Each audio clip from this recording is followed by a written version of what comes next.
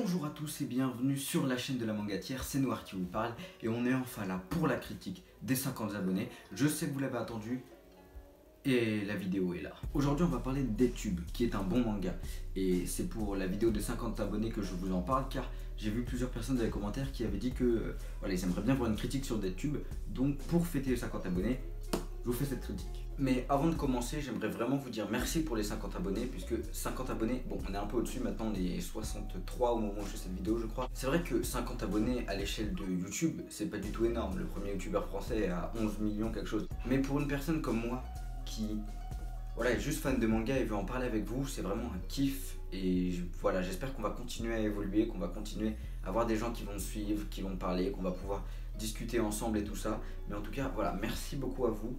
Merci de me soutenir et de partager cette passion. Et puis on est parti pour la critique de Death Tube. Tout d'abord, si je parle de Death Tube, je suis obligé de vous dire quelque chose. Ce manga est pour public averti, c'est marqué derrière.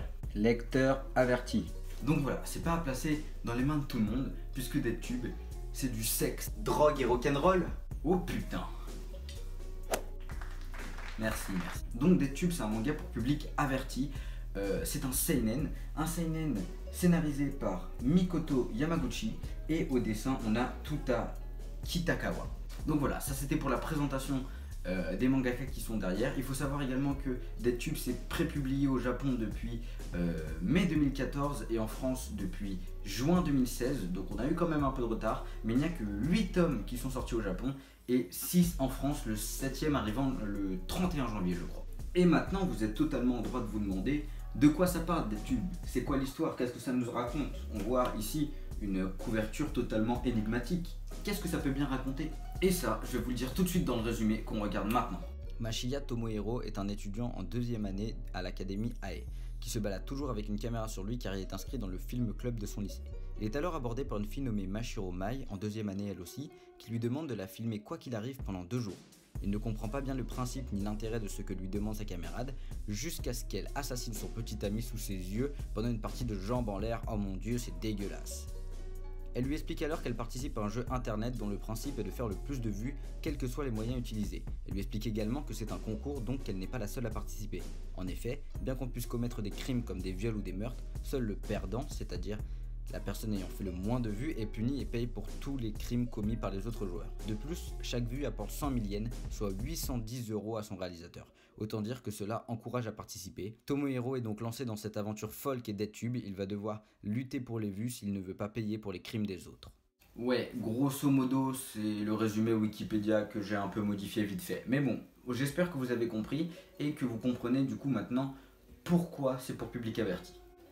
Est-ce que Death Tube, ça marche juste parce qu'il y a du sexe et de la violence? Eh bien en fait, je pense que c'est plus compliqué que ça. Au début du premier tome de Death Tube, merci, on voit 4 magnifiques pages couleurs, qui sont ma foi très jolies, dans lesquelles on nous explique qu'en fait les images les plus regardées dans le monde, c'est pas les images de films de science-fiction avec un maximum de budget, des films d'arts martiaux avec beaucoup de combats très bien scénarisés. C'est pas non plus les films d'horreur qui provoquent une grosse émotion chez celui qui le regarde. Non, c'est bel et bien des images de sexe et de violence. En gros, c'est une mise en abîme, puisque Death Tube profite de son statut pour critiquer son statut lui-même. Et c'est assez intéressant franchement. En fait, quelque part, Death Tube marche beaucoup parce qu'il y a du cul et de la violence, mais il y a également une critique justement de ce style en disant oui, il y a beaucoup de cul et il y a beaucoup de violence, c'est ça qui fait que ça marche.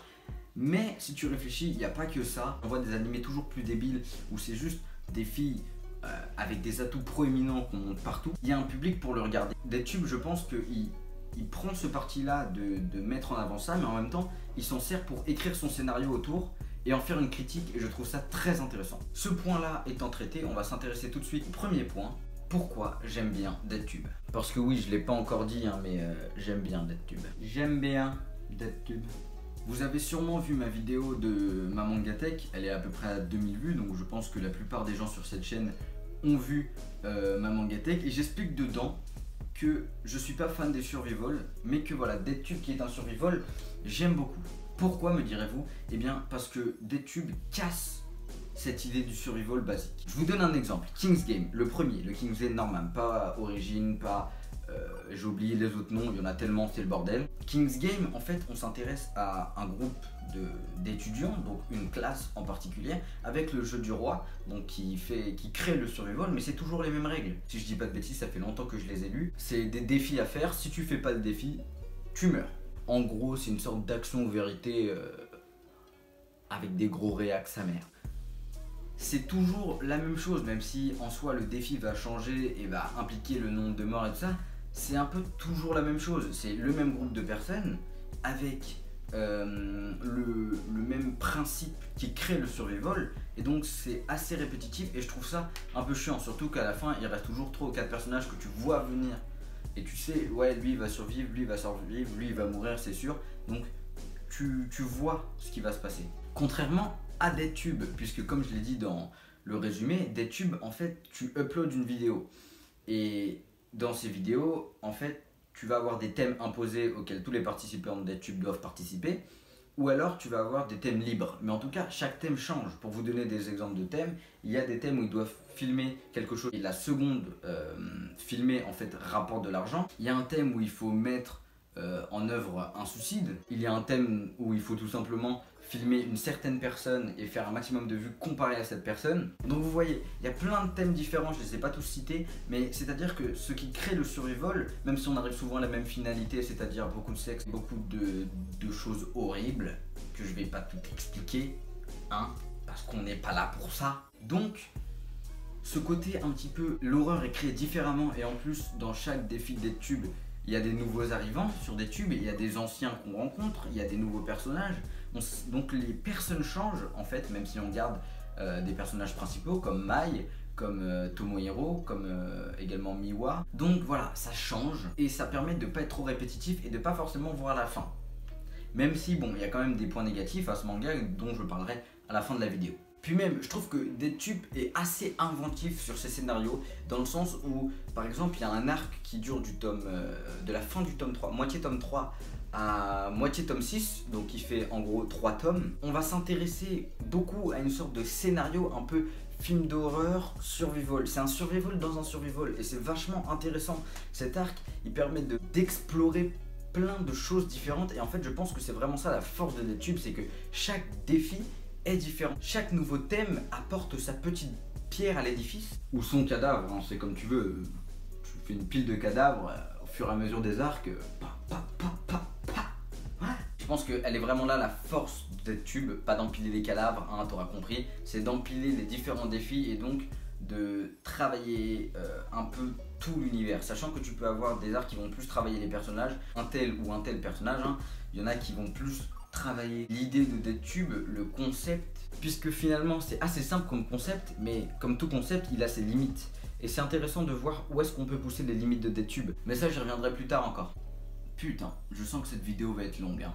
Très longue. Bien sûr, il y a quand même du côté gore horrible d'un survival, hein. On retrouve tous les petits éléments qui font qu'un survival est un survival. Mais il y a cette chose en plus, c'est pas en moins, c'est en plus, et c'est ça qui est très intéressant. Oui, j'ai enlevé mon pull, parce que j'avais chaud. Bref, on s'en fout. Il y a un autre côté que j'aime beaucoup dans DeadTube, mais beaucoup, c'est le côté réalisation. Parce que moi, je vous en ai jamais parlé, mais ce que je vais faire plus tard, c'est de la réalisation. C'est d'ailleurs pour ça que j'aime beaucoup réaliser mes vidéos, les écrire et tout ça. Même si on est plus sur un format assez simple de réalisation, il n'y a pas un gros travail, c'est vraiment un truc qui me fait kiffer. Et dans DeadTube, le côté caméraman de Tomohiro et le côté justement qu'il faut mettre en scène des vidéos et que c'est pas juste tuer des gens, c'est savoir comment tuer les gens et comment faire en sorte que ça rentre bien et que ça rapporte des vues. Parce qu'en soi, si tu butes quelqu'un et que tu violes une meuf, je suis horrible dans mes propos, mais c'est vraiment ce qui se passe souvent dans les vidéos sur DeadTube. Si tu fais ça, c'est bien, mais si tu fais ça et que c'est filmé en 244p, qu'on distingue pas une tache de sang et un mur rouge, que le son est dégueulasse, que t'entends même pas les voix, c'est comme sur YouTube, au bout de 2 secondes, tu quittes la vidéo. Par contre, si une vidéo est bien réalisée, qu'elle est à la limite un peu romancée, là c'est très intéressant et ça rapporte des vues. Donc c'est pas juste filmer une scène, c'est mettre en scène la réalité.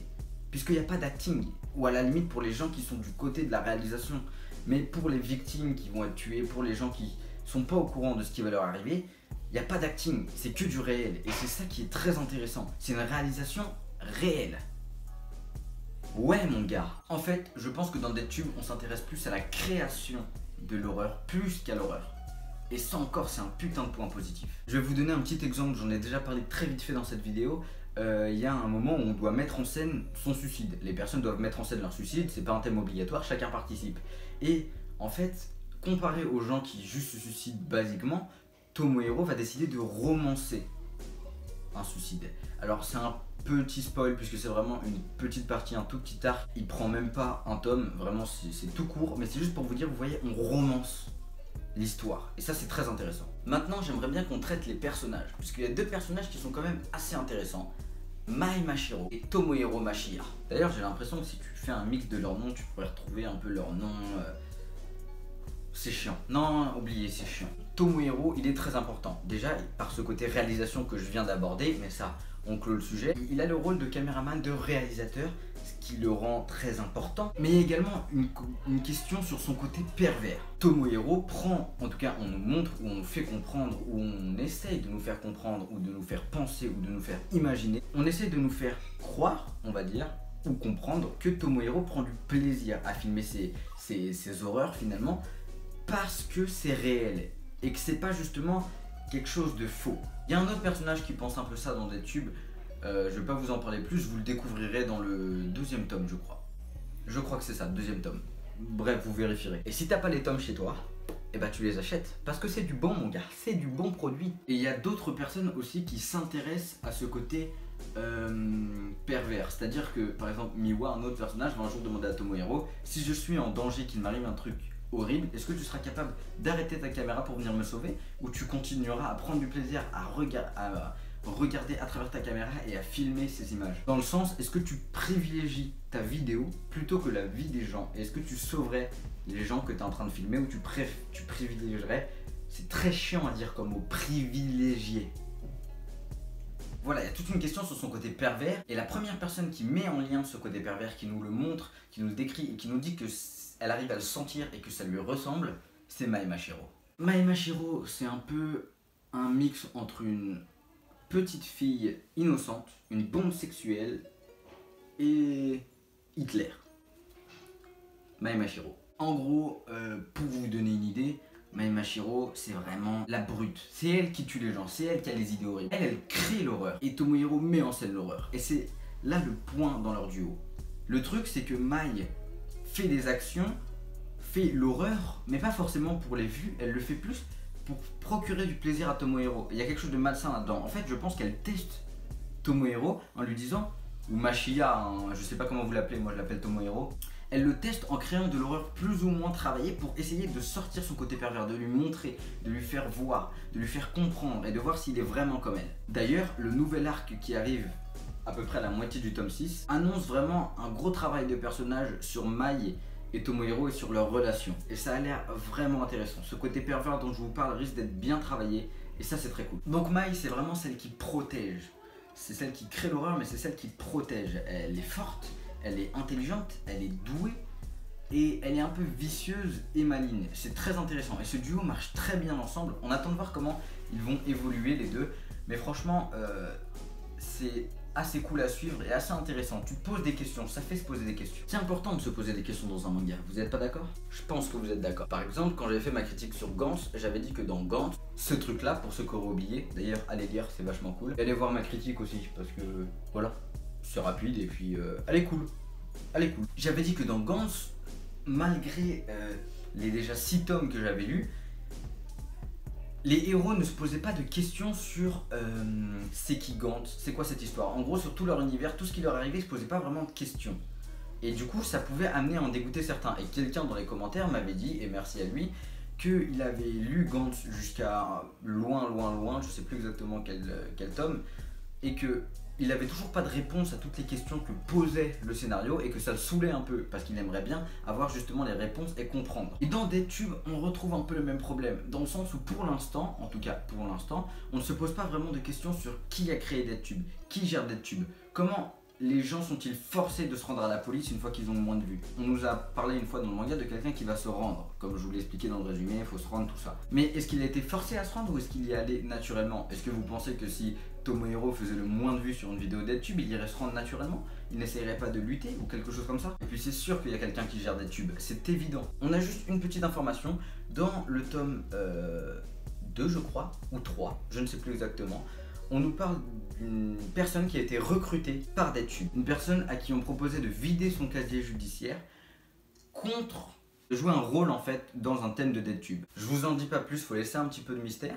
Mais du coup ça veut bien dire qu'il y a des personnes. Est-ce que ce sujet-là va être retraité ou est-ce que c'était juste pour expliquer quelque chose? Je ne sais pas, mais moi j'attends de voir les réponses. Justement, le fait de ne pas avoir encore les réponses mais d'avoir beaucoup de questions, ça peut être considéré comme un petit point négatif chez certains, donc je le range dans les points négatifs. Vous l'aurez compris, on est sur la dernière partie de cette critique. Le deuxième point négatif que je fixerais, ce serait de faire attention au côté répétitif. Oui, ça contredit un peu ce que j'ai dit au début, mais DeadTube, comme j'ai dit au début, c'est quelque chose qui ne se répète pas. Il y a vraiment une évolution de par les thèmes et tout ça, je vous l'ai déjà expliqué.